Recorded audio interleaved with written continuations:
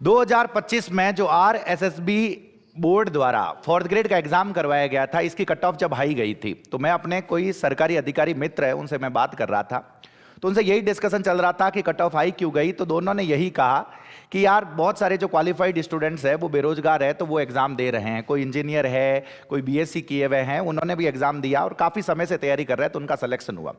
तो लास्ट में उन्होंने एक चीज ये बोली कि इणु माने तो दुख ही जो होना, दुख क्यों होना है, क्योंकि जो फोर्थ ग्रेड के जो काम होंगे, मान लो फाइल को, डॉक्यूमेंट्स को एक जगह से दूसरी जगह लेकर जाना है, आपको हर वक्त खड़ा रहना पड़ेगा।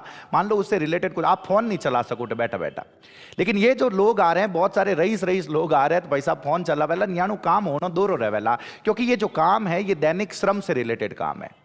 और आज जो खबर आई है दैनिक भास्कर के अंदर और जो नोटिफिकेशन उन्होंने जारी किया है इससे रिलेटेड, अभी तक एग्जाम डेट का नहीं पता है, लेकिन अप्रैल में आप ये मान के चलिए, तो उसमें ऐसा लग रहा है कि उन्होंने हमारी बातें सुन ली है। सर ऐसा कैसे? उन्होंने बिल्कुल वही चीज लिखी है और उससे रिलेटेड एक बहुत ही बड़ा बदलाव किया है। और वो बदलाव जो 10th पास स्टूडेंट्स है, जो ये सोच रहे थे कि जैसा फोर्थ ग्रेड में हमारे साथ हुआ, आरएसएसबी फोर्थ ग्रेड में हमारे साथ हुआ, ऐसा कैसा यहां पे भी हो जाएगा, जो बहुत ही ज्यादा क्वालिफाइड स्टूडेंट्स है वो हमारी पोस्ट खा जाएंगे। तो एक ऐसा सोल्यूशन उन्होंने निकाला और उसी सोल्यूशन की मैं बात करूंगा, तो जिससे जो कम क्वालिफिकेशन वाले बच्चे हैं उनके लिए ये बहुत ही ज्यादा अच्छी खबर है और आपको सीरियसली इसीलिए पढ़ना चाहिए। सर क्या खबर है, इस सब चीजों की हम बात करेंगे, तो इधर देखना, ये खबर आप लोगों के सामने आ रखी है। ये क्या है? राजस्थान हाईकोर्ट चतुर्थ श्रेणी भर्ती इंटरव्यू में न्यूनतम निर्धारित योग्यता रखने वाले को मिलेगी प्राथमिकता। सर इनो कई मतलब है, बताऊं थे लोड मतलब अटे भी हो जाए। चतुर्थ श्रेणी भर्ती इंटरव्यू में न्यूनतम निर्धारित योग्यता को मिलेगी प्राथमिकता। मैं आपको पढ़ के भी बताऊंगा, इधर देखना। अगर मान लो इंटरव्यू में न्यूनतम मार्क्स नहीं है, मिनिमम मार्क्स, ऐसा नहीं है कि 4 नंबर लाने, 5 नंबर, 7 नंबर, ऐसा नहीं बोल रहे हैं वो ये बोल रहे हैं कि अगर हमारे पास 3 कैंडिडेट्स आते हैं जिसके एक के इंजीनियरिंग कर रखी है, एक के बीएससी कर रखी है, एक 10th पास है, तीनों के सपोज मार्क्स जो है इक्वल है, तो इंटरव्यू में हम उसको प्राथमिकता देंगे जो 10th पास वाला है, जो हाई क्वालिफिकेशन वाला है उसको प्राथमिकता नहीं देंगे, क्योंकि हमें दिमाग से रिलेटेड काम यहां पे नहीं करवाने, वो डॉक्यूमेंट अंदर आपसे बनवाने नहीं है, डॉक्यूमेंट एक जगह से दूसरी जगह भिजवाने हैं, तो जो काम है वो दैनिक श्रम का काम है।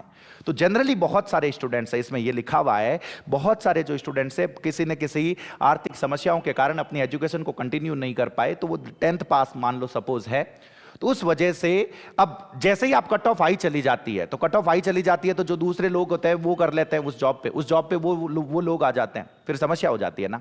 यही चीज मैं आप लोगों को बता रहा हूं, इधर देखना।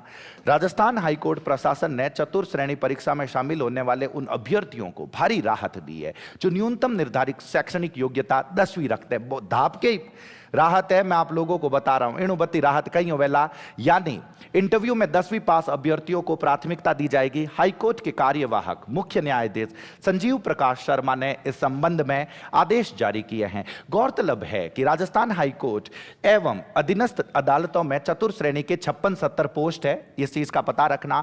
पदों पर भर्ती की जानी है, इसमें करीब 10 लाख अभ्यर्थियों ने आवेदन किया था।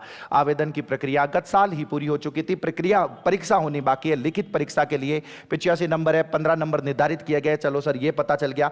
5 फरवरी को नोटिफाइड आदेश में कहा गया है कि राजस्थान उच्च न्यायालय की कर्मचारी सेवा नियम 2002 के अंतर्गत चतुर्थ श्रेणी के पदों पर भर्ती उन पदों को भरने के लिए है जिनमें शारीरिक श्रम, ये देखो, जिसमें शारीरिक श्रम और नियमित कार्य शामिल है। थाने रोजी ना आना पड़ी, थाने काम करना पड़ी उठे, समझ रहे हो कि नहीं? फोन चलाए हूं, काम नहीं चलेला।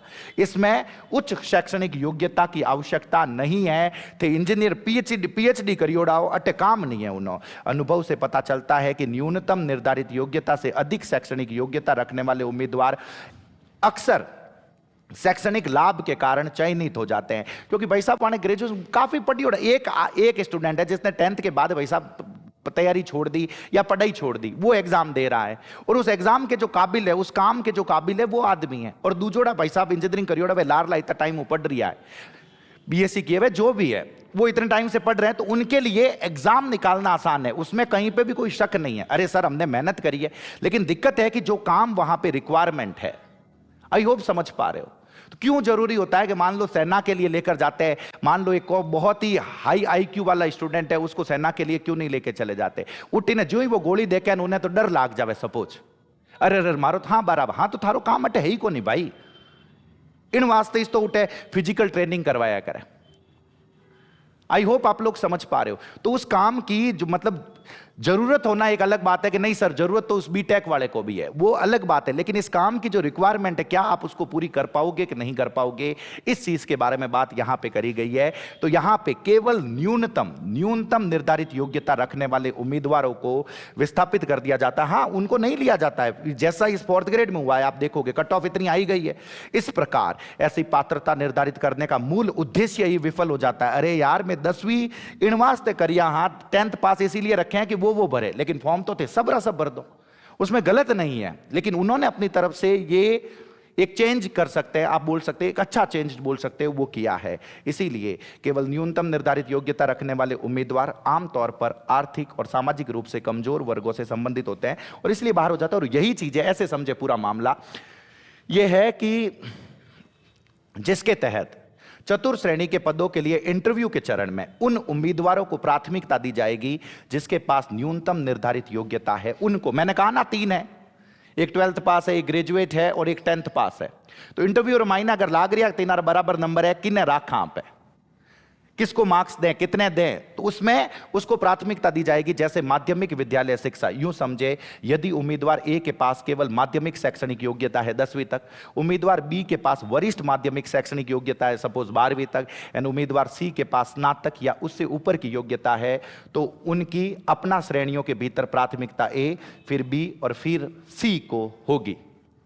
तो ये एक अच्छा बदलाव है। तो अगर आप लोगों ने अभी तक तैयारी शुरू नहीं करी है और इस नोटिफिकेशन से लग रहा है 5, 7, 10 दिन महीने थाने का एग्जाम री डेट आ जाला, अप्रैल में ऑलमोस्ट फाइनल हो रखा है। उन्होंने अपनी तरफ से पूरा वो नोटिफिकेशन जारी नहीं किया है, लेकिन वो नोटिफिकेशन जारी होगा, बहुत जल्दी जारी होगा। और पच मैं थाने 40-45 दिन मिलेला और तैयारी करनी दोरी हो जाला, मैं थाने बता रही हूँ। 3 सब्जेक्ट है, आप लोगों को ये पता होगा कि इस एग्जाम के अंदर क्वालिफिकेशन 10th पास है, नॉन सीईटी है, 5600 पोस्ट है सर, बहुत ज्यादा पोस्ट है, मैं थाने बता रही हूं। थाने और भी ध्यान है, लिखित परीक्षा 85 नंबर रही होया करे, 85 नंबर रही, और इन महीने 15 नंबर रही इंटरव्यू है, 15 नंबर, कोई नेगेटिव मार्किंग नहीं है, सारे के सारे 85 क्वेश्चंस करने होंगे। और अभी भी मैं आप लोगों को बता देता हूं सिलेक्शन का जो गेम चेंजर होगा वो आने वाली सभी राजस्थान के एग्जाम्स में और इसमें भी ये 10 नंबर के होंगे, मैं अभी भी बता रहा हूं। 10 नंबर ए जगह 10 नंबर थाने दिख रहा है। ए हिंदी गोटन बैठा है, सब कला एंड संस्कृति भी गोटन बैठा है, ए जगह 10 नंबर होवेला, ए गेम चेंजर होवेला। मैं थाने बताऊं नालो सर इमें आपकी कर मदद करोला करूंला थे, लोड मत लो, जैसे पिछले 4th ग्रेड में की थी उसी लिए इसी तरीके से यहां पे भी आपकी मदद करी जाएगी दोनों तरीकों से। एक चीज सुनना, मैं थाने नहीं कह रही हूं, यहां पे मैंने ऑलमोस्ट 70% कोर्स कंप्लीट करवा दिया है, फरवरी लास्ट मंथ तक इसके अंदर कोर्स पूरा के पूरा कंप्लीट हो जाएगा 4th ग्रेड। उसी के हिसाब से जो 4th ग्रेड में पूछा जा सकता है उसके 2 लेवल ऊपर का मैंने पढ़ाया है इन महीने। नहीं सर माने थे अब शॉर्ट रे महीने यूं ही बताओ तो उन्नो इलाज यूट्यूब रे मानते महीनों भर मैं क्लास चलाऊ ना थे, लोड मत लो। आप लोगों के जो 10 नंबर की जिम्मेदारी मेरी है, ऑलरेडी जगह टॉपिक है वहां टॉपिक री क्लास आता यूट्यूब रे माते मिल जाला, ऑलरेडी एक प्लेलिस्ट बना रखी है जिसमें 20 से 25 मिनट के अंदर मैंने टॉपिक्स को पूरा के पूरा समझा रखा है। वो प्लेलिस्ट पूरी करवाऊंगा, एक एक टॉपिक उसके अंदर करवाऊंगा, प्रैक्टिस करवाऊंगा, एमसीक्यू की प्रैक्टिस करवाऊंगा, वो सारी चीजें उसके अंदर होगी। थाने मैं थाने बता रही हूं, थाने जगह 10 नंबर आवेला वे यहाँ क्लासा पक्की बात आ जाला, पक्की बात 100% आ जाला। थाने इन चीज रो ध्यान रखना है, बस पढ़ते रहें, सीरियस हो जाए, क्योंकि पिछली वाली जो आरएसएसबी 4th ग्रेड वाला जो एग्जाम था उसका जो रिजल्ट आया था उसमें जो शिकायतें थी, यहां पे ये देखो कौन कह रहा है कि सरकार सुन नहीं रही है, वो अपनी तरफ से कोशिश कर रहे हैं चेंजेस करने की, बदलाव करने की। तो ये एक ऐसा बदलाव था जो ठीक बदलाव था, सही बदलाव था शायद। आप लोगों को क्या लगता है?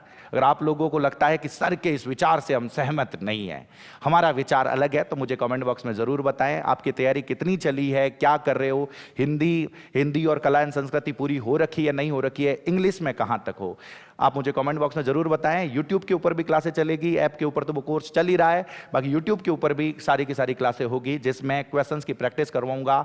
हर टॉपिक के 200 सवाल प्रैक्टिस कराला, पछ मिक्स में सवाल प्रैक्टिस कराला। थाने 10 नंबर की जिम्मेदारी पूरी मारी है और ध्यान रखो। बस पढ़ते रहें, जहां पे भी रहें पढ़ते रहें, आनंद में रहें। बहुत बहुत धन्यवाद आप सभी का। जय बजरंगबली।